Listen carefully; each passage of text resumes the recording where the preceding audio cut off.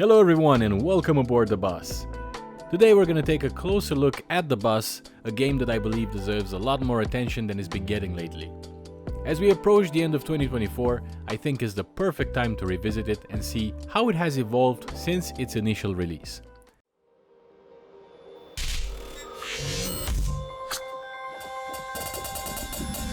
Personally, I've always found the concept intriguing, and I'm excited to share my thoughts with you. For those of you who may not be familiar, The Bus is a simulation game developed by TML Studios, an independent team known for their commitment to realism. The game first launched in early access back in 2020, and like many early access titles, it faced its fair share of bugs and performance issues. However, despite those rough edges, I saw its potential from the start, and I remained engaged as it developed. Now, The Bus aims to deliver a detailed experience of Berlin's public transport system. And while it doesn't recreate an entire city in a strict one-to-one scale, it does feature accurately spaced bus stops and realistic route planning, which allows players to navigate the vibrant streets of Berlin. The game is powered by Unreal Engine 4, which contributes to its impressive visuals and overall atmosphere. The sound design, including the hum of the city and the bus itself, further enhances immersion, making you feel like you're genuinely part of Berlin. As for the current state of the game, we're still missing some features like full economy, multiplayer options and tutorials, but that doesn't diminish the core experience. The free play mode offers enough customization to keep things interesting, at least for me. In case you're curious about my setup, I'm running The Bus with all the graphical settings maxed out, and I typically get between 50 to 80 FPS depending on the action happening in the city. This results in a pretty smooth gameplay experience, but keep in mind that if you're using a lower-end PC, the visuals might not be as vibrant or fluid as you see here. The map is fixed to Berlin, like I said, but players have the freedom to choose from a variety of vehicles such as Scania, MAN, I think Mercedes-Benz, it's MB, I wouldn't know for sure, and VDL. While these models may not be perfect replicas, they are detailed and do a commendable job of capturing the essence of a real bus, right? If you're feeling adventurous, you might want to try driving a double-decker bus, but just be cautious that large vehicles can feel quite imposing on the narrow city streets, and if you're taking a corner at significantly high speeds, you might find yourself tipped over. I'm not talking from experience or anything like that. Alternatively, if you prefer something more manageable, such as the 12M2D bus, which stands for 12 meters long and 2 doors, it's a practical choice. It fits seamlessly into the traffic and is fairly easy to operate. Well, easier than the double-decker for sure. Once you've selected your bus, you can choose your control modes. Personally, I use a Logitech G29 steering wheel with pedals, and even though all the buses are automatic, I enjoy using the sequential mode on the gearbox for that added layer of realism. After that, you get to pick your bus route, and here's the interesting part, these routes are based on the real ones in Berlin. You can also adjust the date and time, making it easy to opt for a night route if that's your preference. And by the way, a quick tip is to always select the first bus stop on the line to avoid starting from the bus depot, which can be a bit of a trek. When it comes to weather, I usually opt for the dynamic option as it adds variety to each drive. And if I had to choose a second favorite, I think it would definitely be the rainy weather. The realistic water effects rendered by Unreal Engine really enhance the experience. Now that we're ready to begin our journey, let's take a look around our first stop. So the surroundings are just fantastic, with ambient lighting and atmosphere coming together just beautifully. You even have the option to explore on foot if you wish, I guess, although driving is definitely where the real fun lies. But if you want to explore, the game doesn't stop you. Before we hit the road, we should do a quick inspection of the bus to make sure everything is in order, just like a good bus driver.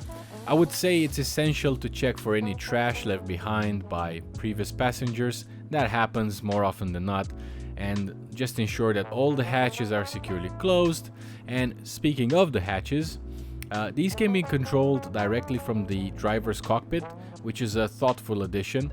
And you can see here the different open positions of each hatch. The dashboard is detailed and quite user-friendly, so on the left you'll find buttons that allow you to control the hatches, like I said before. Personally, I prefer the air condition over using the hatches for the cooling. Above, there's a monitor displaying security cameras that also function as passenger monitors. There are multiple camera angles to choose from, but I find the multi-view to be the most effective for driving. Next to the steering wheel, there are a few options for adjusting the interior lights and controlling traction. Depending on the bus model, you might have the ability to adjust the info screen or change the volume for station announcement, which is a very nice touch. To the right, there's the bus terminal where we can input our route and where passengers can purchase their tickets. If they are paying cash, there's a convenient stash of coins underneath for change. And if you are using a steering wheel like I am, interacting with these passengers can sometimes be a bit tricky and tedious, since you'll constantly have to move the mouse, so taking your hands off your steering wheel, then onto your mouse, and then, selecting their destination, their payment methods, maybe they want receipts, and if they pay in cash, you have to give them change. So it's a little bit of a hassle, so to speak, but if you don't mind that, by all means, keep on doing it. However, for those of you that are like me and would rather just focus on the driving and just let the people come in and assume everyone has paid, like a subscription for the bus, then you have a very helpful setting here that allows you to adjust the ticket purchase chance. So setting it to 0 means you won't have to worry about this at all. And with that, we're ready to hit the road in the bus. So let's see what Berlin has in store for us today. At times you might notice that in some bus models the driver's seat feels a bit too close to the steering wheel, like the one we're driving right now, and instead of fussing about with the seat position options, I prefer to adjust the field of view. So setting it to around 100 usually does the trick for me and gives me a better perspective while driving. I do like to see that left mirror rather than pushing a button for it. One thing that stands out for me is how the roads look just crisp, the asphalt is looking worn and you have the dirty road markings. All of this creates just a convincing environment, and I think it goes to show just how impressive Unreal Engine 4 is. That brings all these elements to life, and bear in mind this is not a game that is based around free roaming on foot. But when you're sat in this driver's seat and you're just experiencing the city from a bus perspective, right? It just looks very nice and is making the entire driving experience feel more authentic, I think. The attention to detail in the road textures adds to the immersion, and it just makes you feel like you're genuinely navigating through the streets of Berlin. I wouldn't know because I've never been, but I'm being told that this game is a pretty good representation. So as I analyze games like The Bus, I like to think of myself as being harsh but also fair. So my logic is pretty straightforward. If a game is centered around driving, then it must nail the experience. For example, a game like Taxi Life has a fantastic concept but still needs some polishing. It focuses on driving as a taxi driver, taking passengers from point A to point B. However, the mechanics don't always align with the expectations of a driving simulator. To me, driving mechanics should be intuitive and realistic. Things like pressing the clutch to disconnect power from the engine, allowing the car to coast, or basically selecting first gear and gradually releasing the clutch, to make the car move forward slowly. Those kind of things should feel seamless. Unfortunately, in Taxi Life, these essential mechanics fall short, forcing players to rely on the automatic gear shifting mode instead. But look, don't get me wrong, I enjoy Taxi Life. I played it for many hours and had a blast. When a game is marketed as a driving simulator, I expect those driving mechanics to be spot on. I can tolerate a bit of misbehavior from the AI, but when it comes to vehicle control, I need it to be reliable. Over time, I developed a personal benchmark, if you will, for evaluating driving games, and that benchmark is Euro Truck Simulator 2. In my opinion, ETS 2 stands out as one of the best games for steering wheel enthusiasts. The way the trucks handle is exceptional, the force feedback is finely tuned, and the gear shifting feels incredibly precise. The entire package comes together to create a thoroughly enjoyable driving experience. And I'm pleased to say that the bus holds its own as a strong contender against my personal benchmark. When compared to ETS 2, the controls in the bus are smooth, and the steering wheel inputs feel accurate and immersive. There are countless small details throughout the game that enhance the overall experience. So for instance, you can hear the leaves of the trees brushing against the roof of the bus, which is just something that you don't think of. I mean, me personally, I don't think of adding this sound effect when I'm thinking about a bus simulator. But obviously, because you're driving on the bus lane, which is much closer to the sidewalk than, you know, a normal lane, you need to think about all these things, and the devs added this in, and it's just so crisp and nice. Similarly, when you're driving over potholes or uneven roads, the bus's suspension reacts realistically, and you can hear those bumps just like you would in real life. It's these little touches that contribute to a genuinely immersive experience. Ultimately, the bus offers a relaxing gameplay experience in my opinion, and there's nothing here that will spike your adrenaline or make you feel uneasy. In fact, it may evoke quite the opposite reaction. It's a game designed for those moments when you want to unwind, taking a leisure drive through the streets of Berlin while enjoying the scenery. You still need to pay attention to essential aspects like passenger safety, watching the mirrors, ensure that everyone has cleared the doors before leaving the bus station. Fortunately, these tasks become second nature after spending some time in the game, and I think that's the essence of simulators, to immerse yourself and embody the role of the game represents. After a long day at work, personally jumping into the bus allows you to unwind, with the tension gradually leaving your body as you make your way from one bus stop to the next. Now, you might be tempted to think that this game is flawless, and that wouldn't be entirely fair. While I have high expectations for driving simulators, and the bus does a commendable job in many areas, there are certainly elements where it falls short. One of my main gripes revolves around the key bindings. While I do appreciate that different bus models come with various features that aren't universally available, I expect that recurring functions to be remembered. So let me elaborate on that. When you start the game, even if a steering wheel is detected, the basic inputs are not automatically mapped.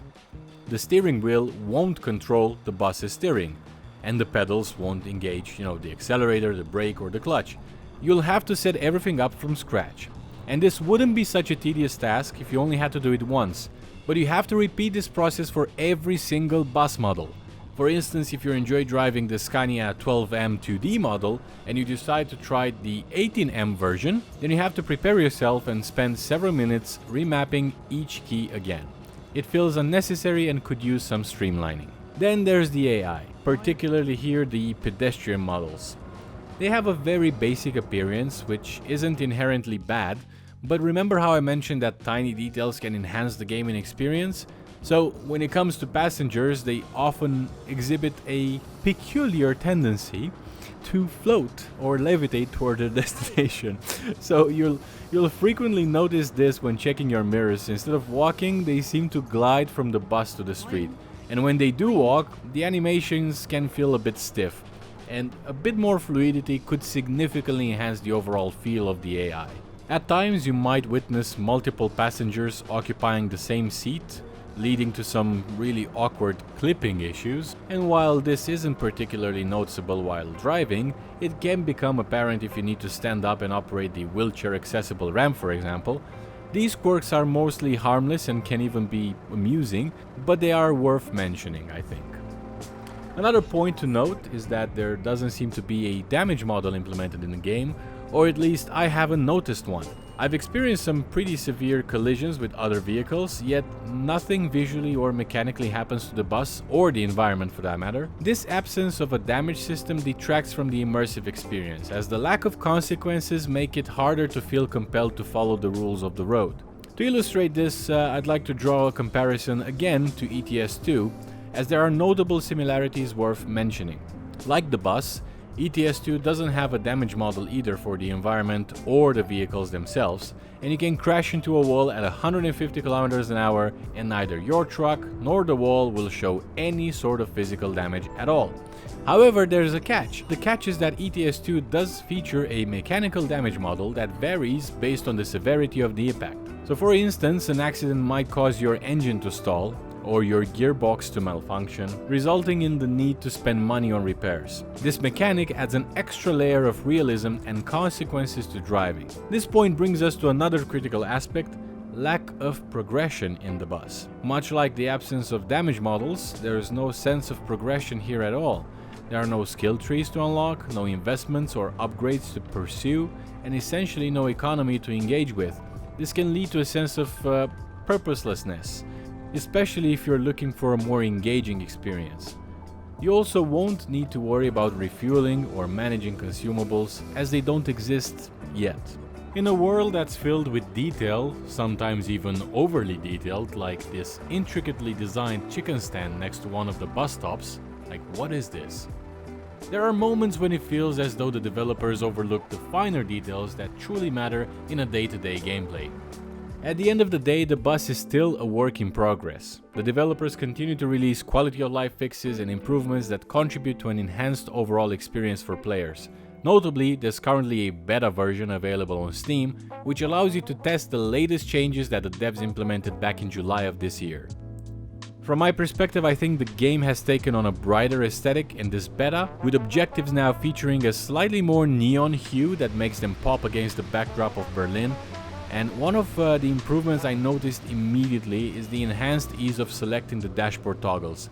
Adjusting the AC, for example, the fan speed feels much more manageable in the latest version, which is always a welcome change, and although there's still some room for refinement before everything feels perfect, I think it's pretty good. While the bus may lack some of the larger gameplay elements that many players might hope for, it maintains a strong position in the realm of relaxing games. The driving experience is solid, providing a peaceful way to explore the city without the high-stakes tension often found in other simulations. Given its current trajectory and ongoing updates, I think the bus shows promising potential to become one of the best driving simulators out there. And as we look ahead, it will be exciting to see how the game evolves and what new features the developers will introduce. For now, if you're in the mood for a laid-back driving experience that allows you to take in the sights and sounds of Berlin, the bus might just be the perfect game for you. And with that being said, this is the end of the line. I'm sorry, this pun was necessary. So thank you so much for watching, and don't forget to leave a like if you enjoyed this video and subscribe for more content like this. Take care, and I'll see you in the next one.